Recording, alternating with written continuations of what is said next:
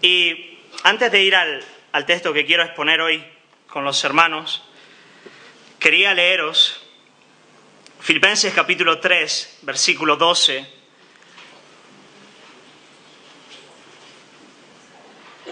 Hermanos, yo mismo no pretendo haberlo ya alcanzado, pero una cosa hago, olvidando ciertamente lo que queda atrás y extendiéndome a lo que está adelante, prosigo a la meta, al premio del supremo llamamiento de Dios en Cristo Jesús. Amén. Ese es nuestro gran desafío, es proseguir adelante, proseguir a lo que Dios ha conquistado para nosotros en la persona de Jesús. No es verdad, cosa que ojo no vio, ni oído yo, ni llegó al corazón del hombre, es lo que Dios tiene preparado para nosotros en la persona de Jesucristo. Así que, iglesia, hay mucho por delante, amén. El Señor tiene un plan glorioso para su pueblo. Todavía no somos lo que un día vamos a ser, pero bendito sea el nombre del Señor, tampoco somos lo que un día fuimos. No somos lo que un día fuimos, pero todavía hay mucho más por delante, amén. Gloria al Señor. Quiero invitaros a abrir la palabra, y ahora sí, en Génesis capítulo 15, y ese es el texto que quiero estar compartiendo hoy con la iglesia. Génesis capítulo 15, y os invito a abrir ahí la palabra del Señor.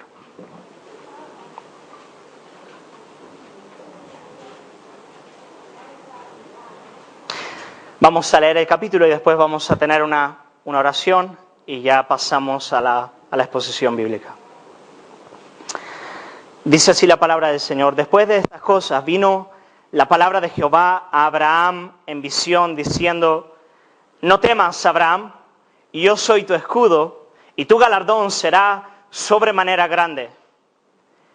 Y respondió Abraham: Señor Jehová, ¿qué me darás siendo así que ando sin hijo, y el mayordomo de mi casa es ese Damaseno Eliezer? Dijo también Abraham: mira que no me has dado prole, y he aquí que será mi heredero un esclavo nacido en mi casa. Luego vino a él la palabra de Jehová diciendo: no te heredará este, sino un hijo tuyo será el que te heredará. Y lo llevó fuera y le dijo: mira ahora los cielos y cuenta las estrellas, si las puedes contar. Y le dijo: así será tu descendencia. Y creyó a Jehová, y le fue contado por justicia. Y le dijo: yo soy Jehová, que te saqué de Ur de los Caldeos para darte a heredar esta tierra. Y él respondió: Señor Jehová, ¿en qué conoceré que la he de heredar? Y le dijo: tráeme una becerra de 3 años, y una cabra de 3 años, y un carnero de 3 años, y una tórtola también, y un palomino. Y tomó él todo esto, y lo partió por la mitad, y puso cada mitad enfrente de la otra, mas no partió las aves. Y descendían las aves de rapiña sobre los cuerpos muertos, y Abraham las ahuyentaba. Mas a la caída del sol sobrecogió el sueño a Abraham, y he aquí que el temor de una grande oscuridad cayó sobre él. Entonces Jehová dijo a Abraham: ten por cierto que tu descendencia morará en tierra ajena, y será esclava allí, y será oprimida 400 años. Mas también a la nación a la cual servirán juzgaré yo, y después de esto saldrán con gran riqueza. Y tú vendrás a tus padres en paz, y serás sepultado en buena vejez. Y en la 4ª generación volverán acá, porque aún no ha llegado a su colmo la maldad del amorreo hasta aquí. Y sucedió que puesto el sol y ya oscurecido, se veía un horno humeando y una antorcha de fuego que pasaba por entre los animales divididos. En aquel día hizo Jehová un pacto con Abraham, diciendo: a tu descendencia daré esta tierra, desde el río de Egipto hasta el río grande, el río Éufrates, la tierra de los ceneos, de los ceneseos, los cadmoneos, los heteos, los fereceos, los refaitas, los amorreos, los cananeos, los gergeseos y los jebuseos. Aleluya. Señor, queremos alabarte y bendecir tu santo nombre. Queremos agradecerte, Padre, por tu obra en nuestras vidas, y agradecerte de manera muy especial porque siempre que se abre tu palabra, tú estás presente. Por medio de tu Espíritu Santo, tú estás en este lugar. Señor, y tú vienes a hablar a nuestros corazones. Tú vienes, Señor, a darnos ojos que ven, oídos que oyen. Señor, tú vienes a inclinar nuestros corazones para que estén bien dispuestos delante de tu palabra. Yo quiero pedirte, Señor, que tú me des gracia para predicar en esta mañana y que a cada uno de nosotros tú nos des, Señor, de verdad, oídos que oigan y ojos que vean y un corazón, Señor, que se doblegue delante de ti. Te lo pedimos en el nombre de Jesús. Amén. Amén. Pues bien, ¿qué está pasando en este capítulo? Pues básicamente lo que vemos en este capítulo es que el Señor, Él viene a tratar con las dudas y la incredulidad o el temor del corazón de Abraham. Eso es lo que está pasando. En efecto, el Señor viene a dar a Abraham la certeza de la fe. Él viene a fortalecer la fe de Abraham, a dar certeza de la fe al corazón del patriarca en un tiempo en el cual las dudas se estaban sobrevolando sobre la mente y el corazón de este hombre. Lo vemos en el versículo 1, cuando se nos dice: después de estas cosas vino la palabra de Jehová a Abraham en visión, diciendo: no temas, Abraham, yo soy tu escudo y tu galardón será sobremanera grande. El corazón de Abraham estaba lleno de temor.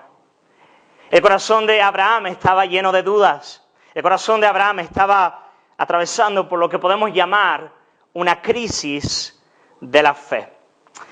Y hablar de este asunto de la crisis de la fe es bien importante. Tenemos que hablar de este tema del temor, de la incredulidad, de los momentos en los cuales la fe parece de verdad flaquear. Y debemos hacerlo por lo menos por dos razones. La primera de ellas es porque la duda o el temor no es una experiencia extraña al creyente. Todo verdadero creyente sabe lo que es vivir y pasar por momentos en los cuales la fe de verdad flaquea y tiembla.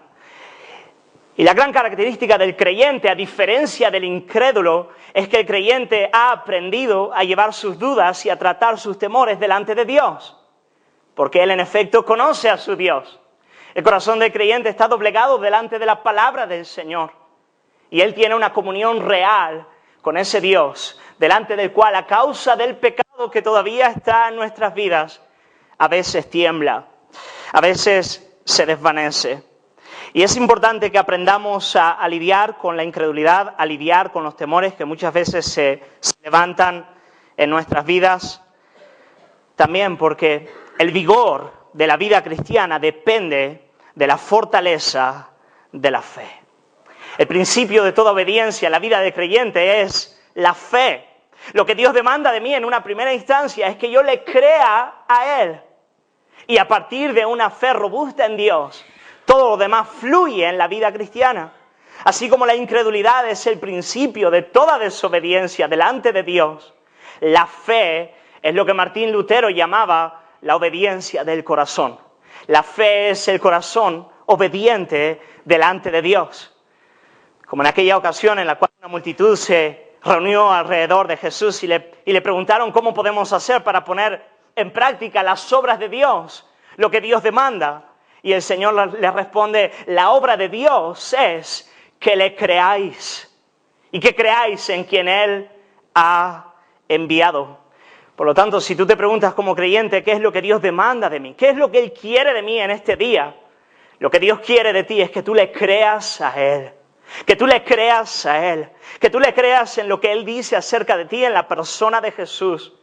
No solamente que eres un pecador, pero que hay gracia y gracia abundante sobre tu vida y promesas gloriosas y una esperanza de gloria delante de ti. Y cuando el creyente le cree a Dios, entonces él tiene vigor para obedecerle. Por eso la obediencia en la vida cristiana es la obediencia de la fe, es la obediencia de la fe. Y yo creo que vais a estar de acuerdo conmigo cuando afirmo que no podremos sobrevivir ante la realidad que se nos presenta en el mundo de hoy si no es con una fe firme y robusta.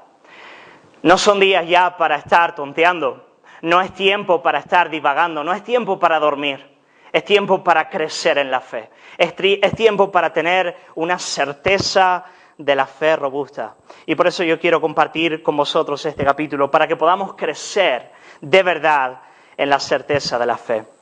Y lo que quiero hacer al considerar el capítulo 15 es ver, por un lado, las dudas que estaban en el corazón de Abraham, los temores que estaba viviendo el patriarca, y por otro lado, el trato de Dios con su hijo. Cómo el Señor viene a la vida de este hombre y empieza a tratar con las dudas de su corazón.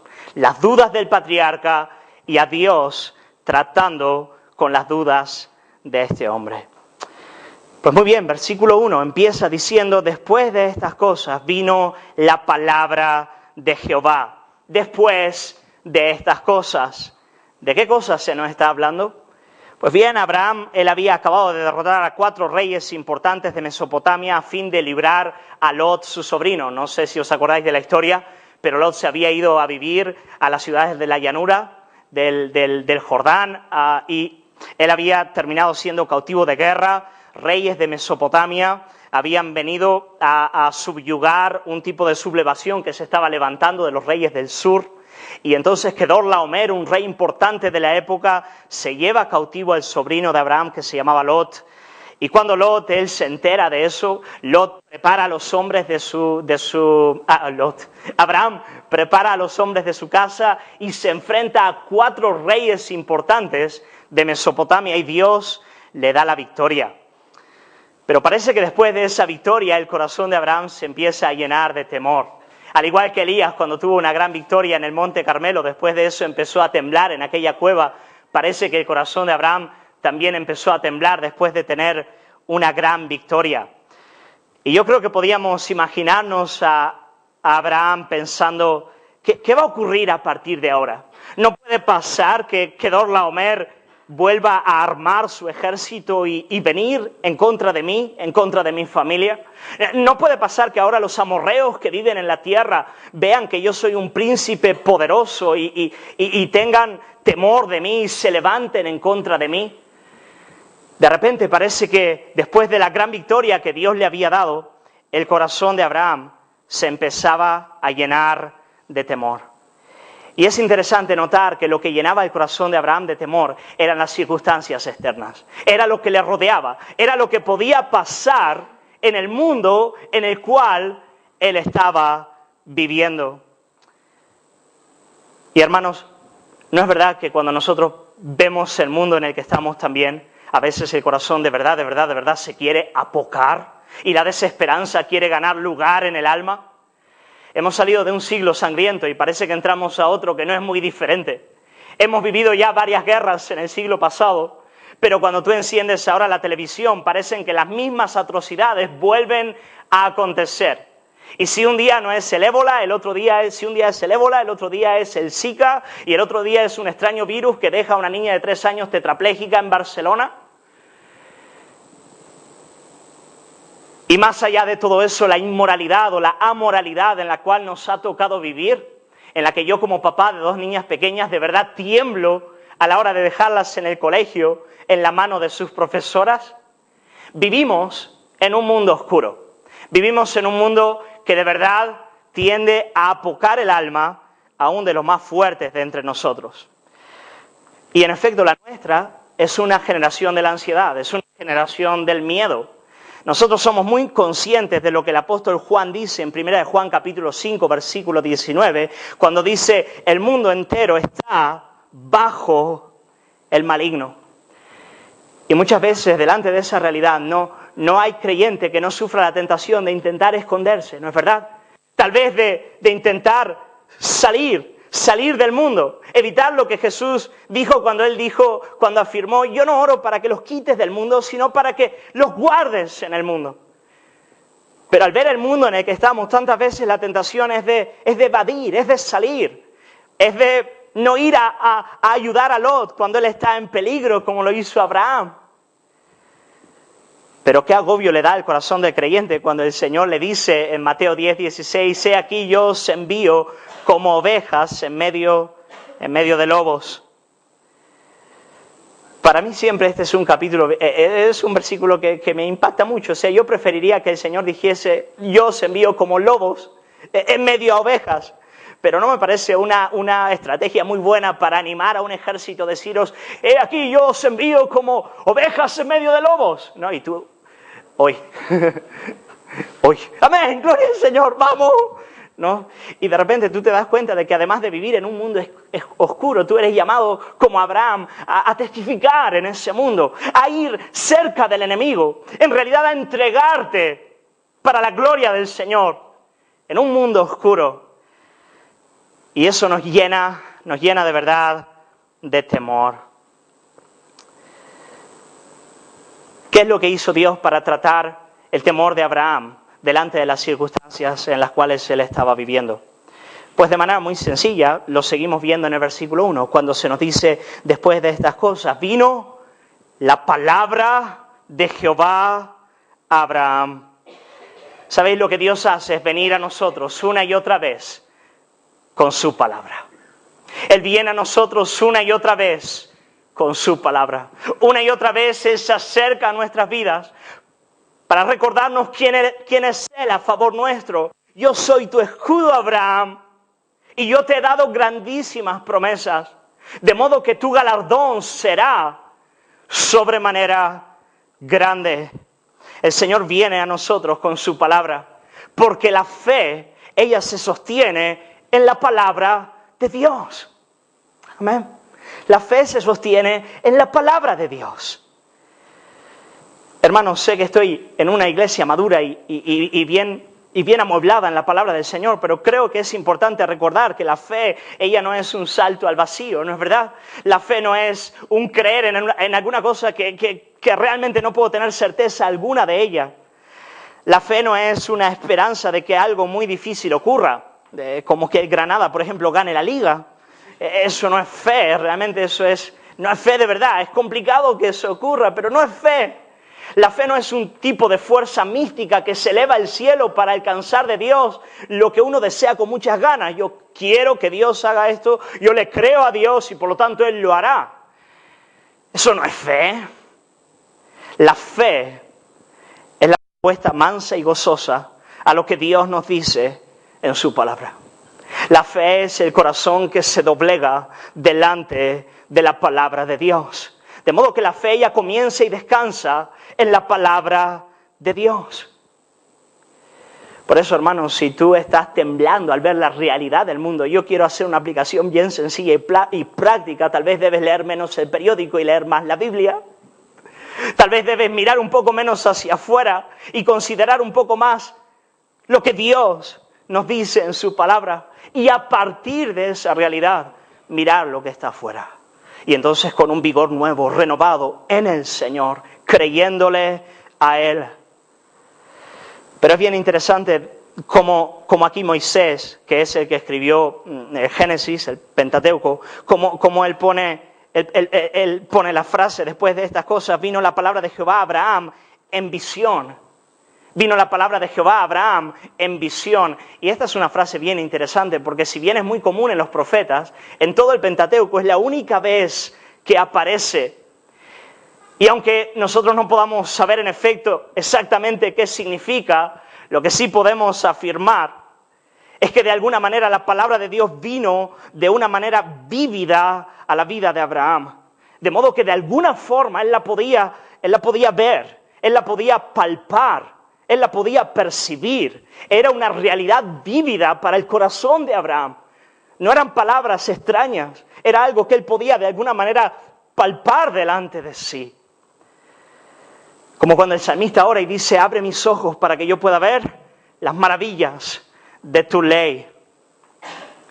Cuando el apóstol Pablo él habla a los Gálatas en el capítulo 3, versículo 1, él dice que en la predicación del evangelio que él hacía a esa iglesia, Jesucristo se había presentado ante los ojos de los Gálatas como crucificado.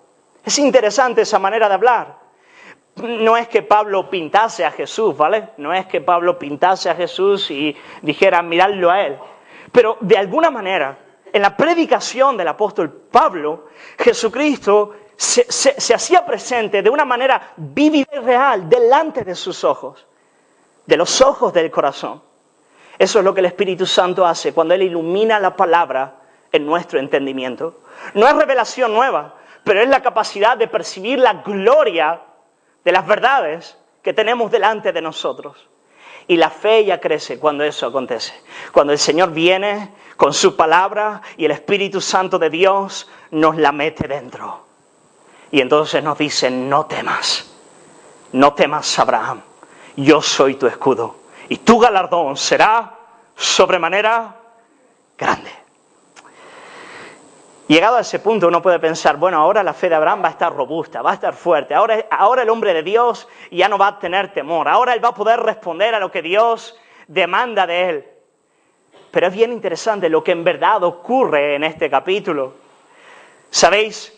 Cuando Dios viene de esa forma y consuela a Abraham en cuanto a los peligros externos, a los peligros que le rodeaban, al mundo en el que estaba, de repente una serie de temores mucho más profundos empiezan a aflorar en el corazón de Abraham.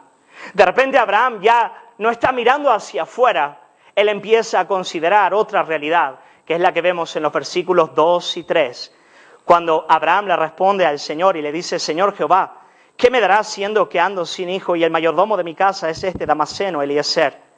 Dijo también Abraham, mira que no me has dado prole y he aquí que será mi heredero, un esclavo nacido en mi casa. Fijaos qué interesante. Esto es bien interesante en el texto. Aun cuando Dios, él protegiese a Abraham de todos sus peligros externos, había un problema mucho más agudo. Uno que concernía al propio Abraham y a su familia. Abraham y Sara no podían tener hijos. Abraham y Sara no podían tener hijos. Tal es así que él ya se había hecho la idea de que tal vez el heredero suyo sería aquel esclavo que él había adoptado. ¿Cómo podía Dios prometerle una descendencia y una tierra si él de verdad no podía engendrar? Su esposa no podía dar a luz. Abraham era un hombre ya avanzado de edad y Sara era una mujer estéril. ¿Cómo podían cumplirse en sus vidas los propósitos de Dios? Humanamente hablando era imposible. Humanamente hablando era imposible.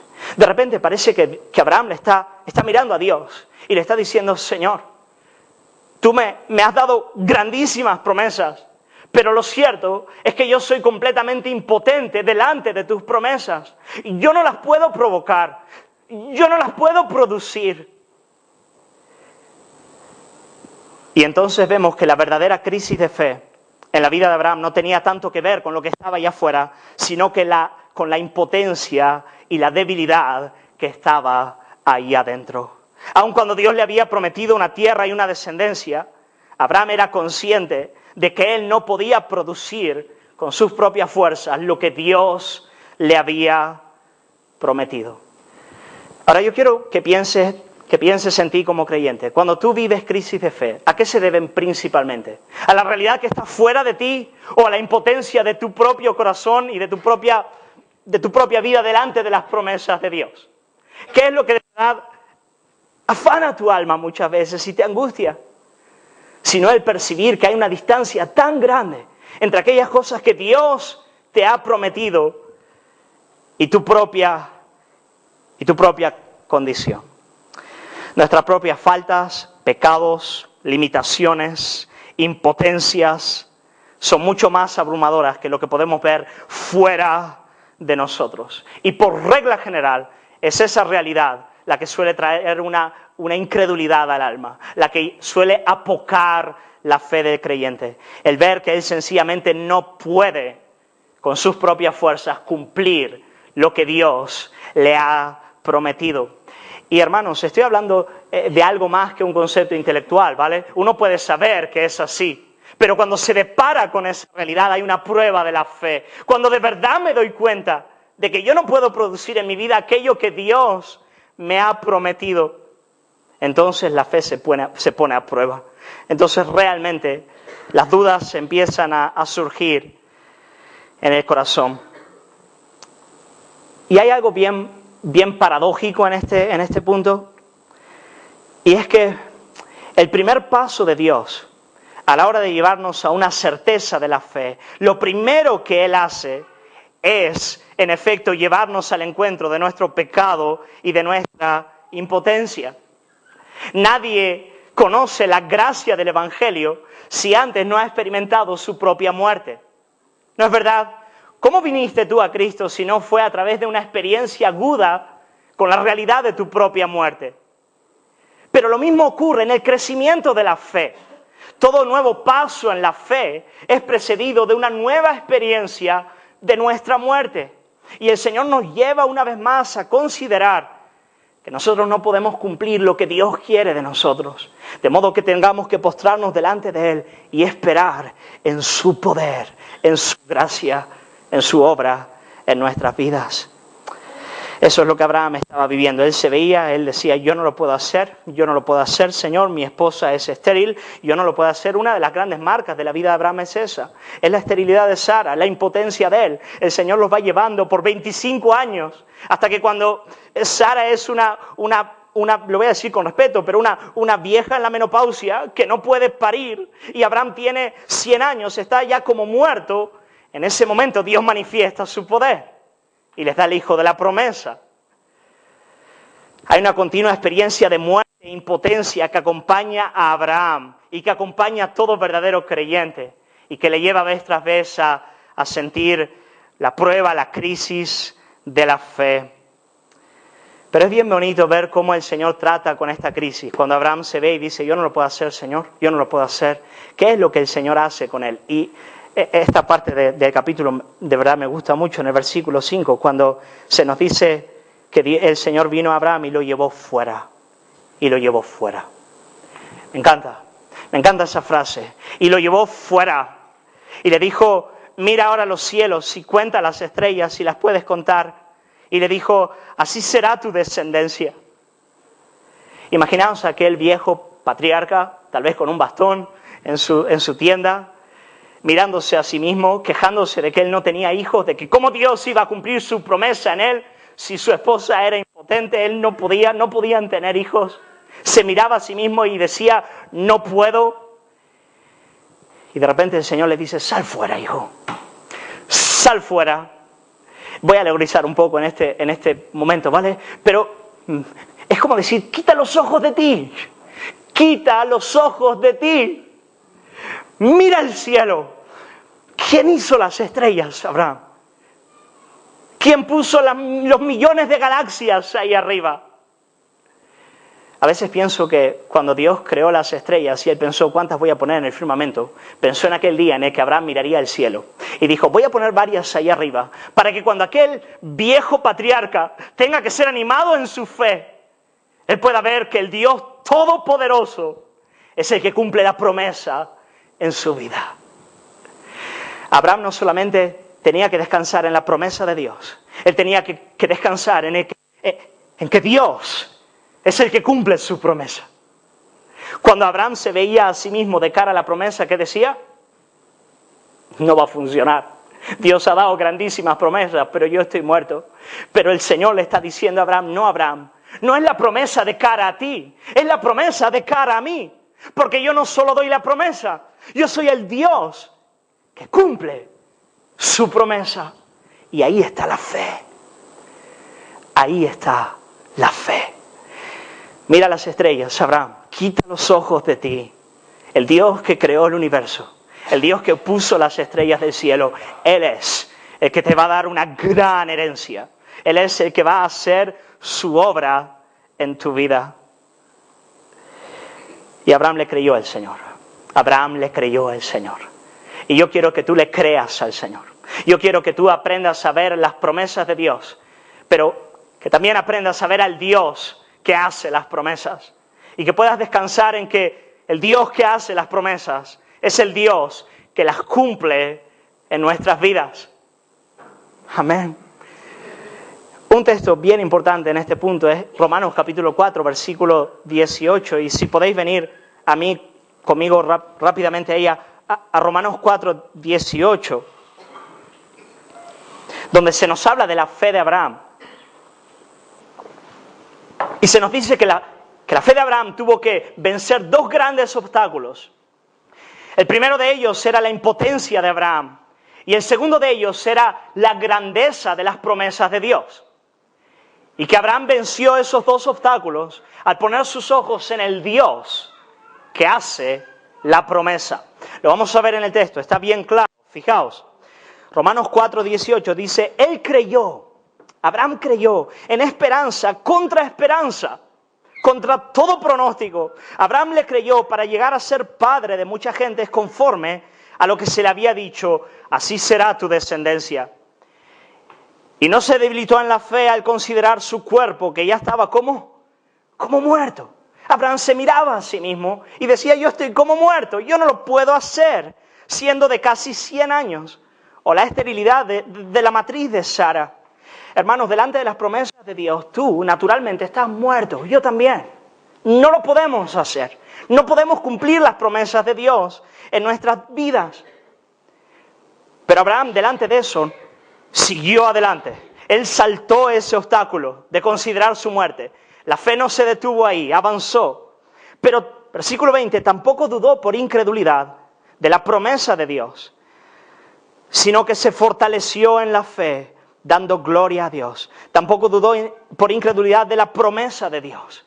La promesa de Dios era grande, era enorme, era gloriosa, pero él no dudó, porque él estaba plenamente convencido de que era también poderoso para hacer todo lo que había prometido. Dios es poderoso, no solamente para darme la promesa, sino para cumplir la promesa en mi vida. Gloria al Señor por eso. Iglesia, tenemos que afirmarnos en estas realidades para creerle a Dios y vivir en este mundo. Pero sabéis, la promesa de Dios a Abraham no solamente consistía en un hijo y a partir de ese hijo una gran descendencia. El Señor también le había prometido una tierra y eso es lo que el Señor le viene a decir en el versículo 7 cuando le dice, yo soy Jehová que te saqué de Ur de los Caldeos para darte a heredar esta tierra. El Señor le promete a Abraham también una tierra. Y hermanos, lo triste de la duda y de la incredulidad es que ella es un monstruo de 7 cabezas. Parece que tú la vas a vencer, pero vuelve a aparecer. Tú rompes con las dudas y el temor de un lado y de repente aparecen de otro lado. Y entonces vemos que cuando el Señor le dice a Abraham, Abraham, yo te voy a dar esta tierra por herencia, Abraham le pide al Señor algún tipo de garantía.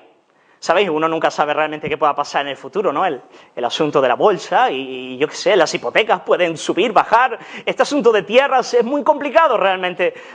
Señor, ¿no podrías tú darme alguna garantía de que de verdad me vas a dar esta tierra? Y el Señor, que es tan condescendiente y tan bueno con nosotros, y tan amable y misericordioso, lleva a Abraham al notario. Le dice, está bien, Abraham, vamos al notario entonces, vamos a firmar un pacto, vamos a firmar un contrato para que tú te des cuenta de que de verdad, yo voy a hacer en ti lo que he dicho que voy a hacer. Y hermanos, qué acto de condescendencia, y que Dios se digne a descender a este lugar para firmar un pacto con nosotros, un pacto con Abraham, de que le iba a dar la tierra. Y entonces Dios, evidentemente, que nos trata a partir de la condición en la que estamos, Él va a hacer un contrato, un pacto con Abraham conforme a las costumbres de la época. Y entonces rápidamente Dios le dice a Abraham lo que él tiene que hacer y Abraham ya sabe lo que está ocurriendo. Y entonces le dice a Abraham, tráeme la becerra de 3 años, la cabra de 3 años, el carnero de 3 años, la tórtola y el palomino. Corta los animales a la mitad para que podamos firmar el contrato. Y tú puedes pensar qué manera extraña de firmar un contrato, ¿no es verdad? Qué cosa más rara. O sea, hoy en día, no sé, tú vas al notario y firmas. Pero ¿qué quiere decir todo esto de animales cortados a la mitad, puestos uno al lado del otro? ¿Sabéis lo que el Señor, lo que estaba pasando ahí? Es que, vamos, en aquella cultura les gustaba hacer las cosas bien gráficas, bien gráficamente.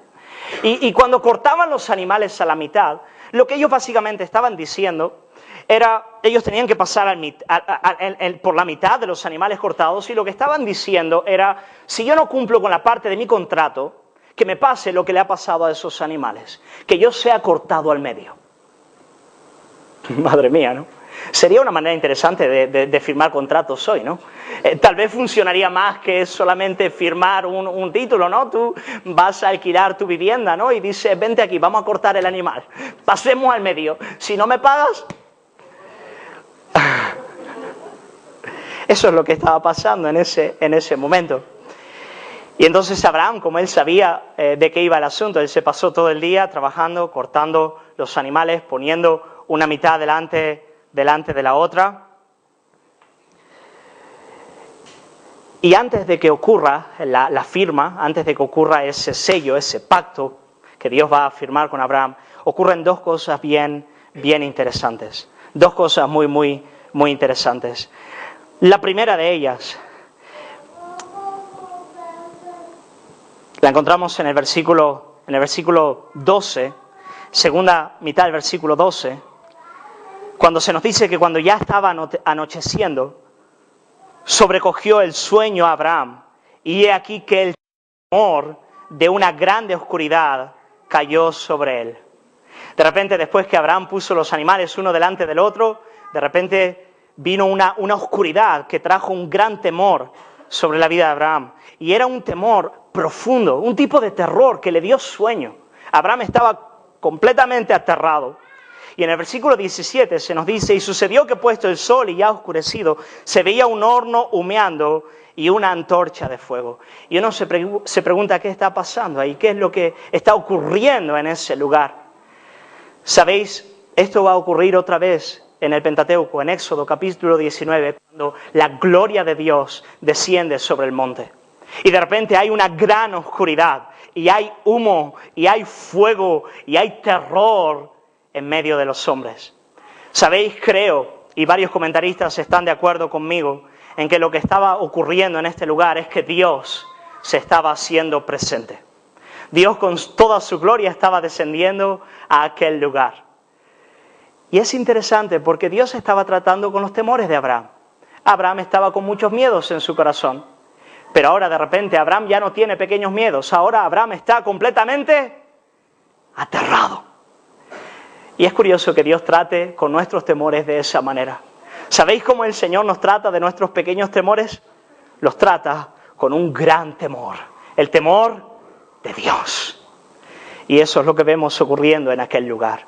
Y entonces Dios le dice a Abraham lo que va a ocurrir con su descendencia en Egipto, todo lo que va a acontecer. Dios le dice a Abraham, hay un gran plan, hay algo glorioso que va a ocurrir y yo estoy en el control de ese gran plan. Yo voy a cumplir mi obra en todas estas cosas. Pero ahora llegamos a la parte que más me interesa. De repente, cuando llega el momento de sellar el pacto, se nos dice en el versículo 17 que puesto el sol y ya oscurecido, se veía un horno humeando y una antorcha de fuego que pasaba entre los animales divididos. Y en el versículo 18 leemos, en aquel día hizo Jehová un pacto con Abraham, diciendo, a tu descendencia daré esta tierra. Hermanos, dos cosas extraordinarias están ocurriendo aquí. La primera es que Dios está pasando en medio de los animales. Dios, una teofanía, una visión de Dios está ocurriendo en ese lugar. Y Dios está pasando en medio de los animales. Ahora es algo extraordinario que Dios se digne a pasar en medio de los animales. Sabéis, los reyes de aquella época no tenían por qué sellar pactos con sus vasallos. En realidad no lo hacían. Si había un pacto a ser sellado, el único que pasaba por ahí era el vasallo y no el rey. El rey tiene todas las cartas en su mano. Él no tiene por qué pasar. Abraham, en todo caso, tendría que ser el que pasa entre los animales. Pero en realidad es Dios el que pasa. ¿Y sabéis lo que Dios está diciendo cuando Él pasa en medio de los animales? Lo que Dios está diciendo es, si yo no cumplo con mi compromiso, si yo no te doy lo que te he prometido, que yo mismo sea cortado fuera, que lo imposible venga a ocurrir y que mi inmortalidad se vuelva mortalidad y que yo muera. Eso es lo que Dios está diciendo.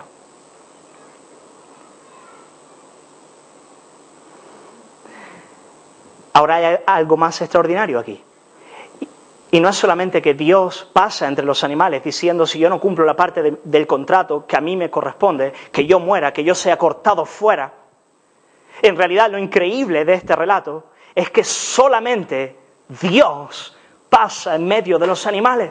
Es que cuando llega el momento en el que tú esperas que ahora sea Abraham el que pase para terminar de sellar el pacto, tú te das cuenta de que Abraham es dejado a un lado y parece que Dios está haciendo un pacto consigo mismo a favor de Abraham. Y en efecto eso es lo que está ocurriendo. Al ver que Abraham no pasa entre los animales y que solamente Dios lo hace, nos damos cuenta de que Dios está asumiendo ambas partes del contrato. Que Dios no está diciendo solamente, si yo no cumplo mi parte del contrato, que yo sea cortado fuera. Dios está diciendo, Abraham, si tú no cumples con tu parte del contrato, que yo sea cortado fuera y que yo venga a morir.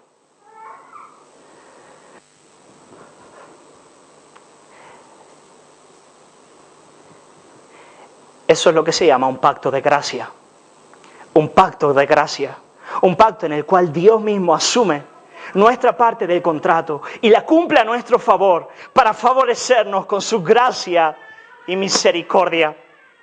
Y ahora las dudas de Abraham, del patriarca, se disipan completamente. Ahora tenemos que ver que Abraham está confiado en su Dios.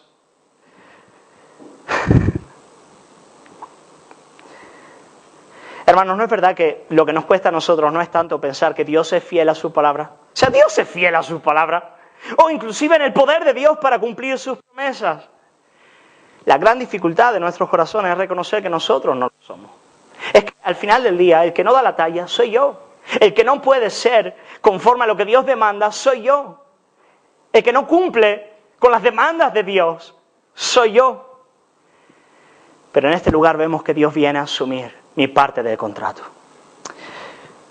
Pero iglesia, Abraham estaba viendo una teofanía, una parábola, una imagen. Él no tenía la realidad delante de sí. Pero un día la figura se haría realidad. Y el Hijo Eterno de Dios, uno con Dios y Dios mismo, tomaría nuestra naturaleza humana, ambas partes del contrato, para cumplir en su persona todas las demandas del pacto divino. Y Jesucristo, Él vino, hermanos, a hacer eso en nuestro lugar. Jesús vino a morir en la cruz. Él vino a ser cortado fuera. Él vino a ser partido. Él vino a tomar nuestro lugar en la muerte. Porque ni tú ni yo pudimos cumplir con las demandas de nuestra parte del contrato. Y por eso Jesús tuvo que morir. Jesús murió en nuestro lugar. Jesús murió en el lugar de aquel que no pudo cumplir con las demandas divinas. Jesús murió mi muerte. Pero Jesús no solamente vino a morir. Jesús también vino a vivir en nuestro lugar. Él vino a vivir una vida perfecta, cumpliendo con toda la justicia de Dios, con todas las demandas del Padre. Por regla general nos resulta un poco más fácil entender el asunto de la muerte y del perdón que hay por medio de la sangre derramada. Pero nos cuesta un poco más entender que Jesús no solo murió, sino que en su vida y su muerte, Él cumplió también con todas las demandas de Dios en mi lugar. De manera que cuando yo, Pedro, pecador, pequeño de 1,66 m y muy torpe, se levanta por las mañanas, se sabe como alguien que ya ha cumplido con todas las demandas de Dios antes de dar el primer paso por las mañanas. Bendito sea el nombre del Señor. Porque Jesús vivió mi vida y murió mi muerte. ¡Ay, qué ganas de saltar y cómo me estoy controlando! Y en el versículo 6 leemos, y creyó a Jehová y le fue contado por justicia. Y creyó a Jehová y le fue contado por justicia. Cuando nosotros descansamos nuestra fe en el Señor Jesús, entonces su muerte es nuestra muerte, pero también su vida es nuestra vida y su justicia es puesta en nuestra cuenta. Y el poder del Espíritu Santo que desciende de lo alto, porque Jesús está sentado en el trono y reina cumpliendo su voluntad, opera en nuestras vidas todos los días. Iglesia en Ciudad Real, el Señor es contigo.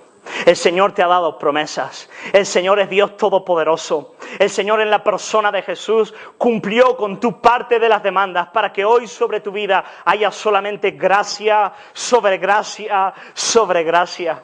Por eso yo quiero animarte en el nombre del Señor a levantarte en fe en el Señor.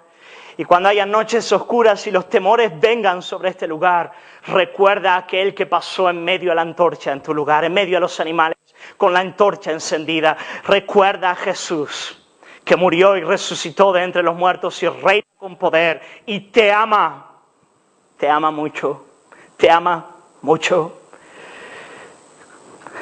Con Cristo estoy juntamente crucificado. Y ya no vivo yo, más vive Cristo en mí. Y la vida que ahora vivo en este cuerpo, la vivo en la fe en el Hijo de Dios, el cual me amó y se dio a sí mismo por mí. Vamos a orar, iglesia, y vamos a agradecerle al Señor, porque nuestra fe está en una roca fuerte. Y si hay temores en el corazón, yo quiero animarte a poner tu mirada una vez más en Jesús. Señor, te damos gloria por tu palabra. Te damos gloria, Señor, porque en un mundo oscuro como en el que vivimos hay una roca fuerte. Hay una roca fuerte. Los cielos y la tierra pasarán, pero tu palabra es eterna. Ella, Señor, tiene todo cumplimiento.